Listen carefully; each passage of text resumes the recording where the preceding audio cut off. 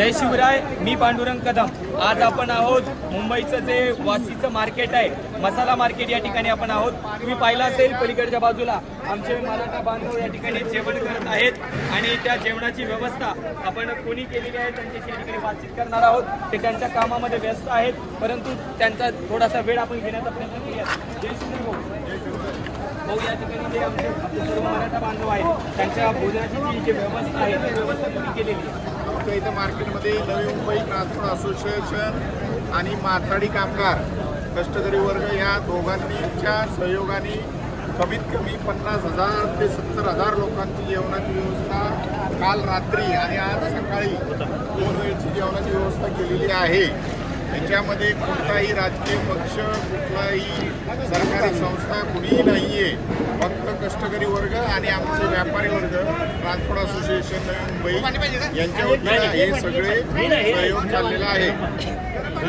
धन्यवाद भाऊ। भाऊचं असं म्हणणं आहे की ट्रान्सपोर्ट असोसिएशन मुंबई आणि माथाडी कामगार संघटना यांच्या वतीनं या कमीत कमी रात्री सुद्धा आणि आज सकाळी सुद्धा या ठिकाणी भोजनाची व्यवस्था तुमच्या सर्वांच्या वतीनं करण्यात आली होती। खरंच भाऊ, तुमचं करावं तेवढं कौतुक कमी आहे, कारण की आम्हाला प्रश्न होता, म्हणजे आम्हाला विश्वास होता या मुंबईमध्ये असणारे आमचे मराठा बांधव असतील किंवा ज्यांना असं वाटतं की मराठा बांधवांची सेवा करावी, असं कुणीतरी आमच्या भोजनाची व्यवस्था करेल। काल रात्री सुद्धा कोणालाही या ठिकाणी कसल्याही प्रकारचं अन्नधान्य म्हणजे खाण्याची सुविधा अपुरी पडली नाही आणि आज सुद्धा प्रत्येक जणाला या ठिकाणी जेवणाची सुविधा भेटलेली आहे। आपण पाहिलं असेल त्यांना थोडंसं आपल्यामुळे डिस्टर्ब होत आहेत, आम्ही त्याबद्दल तुमची माफी मागतो, परंतु आमचं सुद्धा कर्तव्य आहे की तुम्ही आमच्यासाठी एवढं सर्व काही करत आहात, तर आमचं सुद्धा कुठेतरी एक अर्थ बनतं की आपल्याला धन्यवाद व्यक्त करावेत। निश्चितच वेळ प्रसंगी आमच्या गावाकडे जर तुम्ही आलात, परभणी जिल्ह्यावरून मी बोलतोय, जर परभणी जिल्ह्यामध्ये आलात तर निश्चितच आमच्याशी संपर्क करा। आम्हालाही तुमची काही सेवा करण्याची मनोमन इच्छा आहे आणि निश्चितच आपण सर्वांनी जे सहकार्य केलंय त्यांची टीम संपूर्ण आपण दाखवू शकता। हे सर्व आमचे भाऊ आहेत आणि ते स्वयंपाक बनवण्याची सुद्धा ठिकाणी व्यवस्था करतो।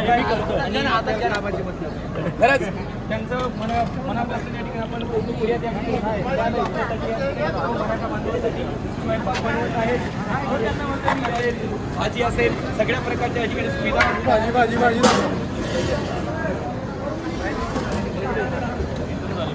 मुंबईमधून येत आहात, तुम्ही सेवा करण्यासाठी खास करून आलेला आहे। काय नाव आहे बंधू तुमचं? शंकर सेलार। मूळचं गाव कोणतं आहे?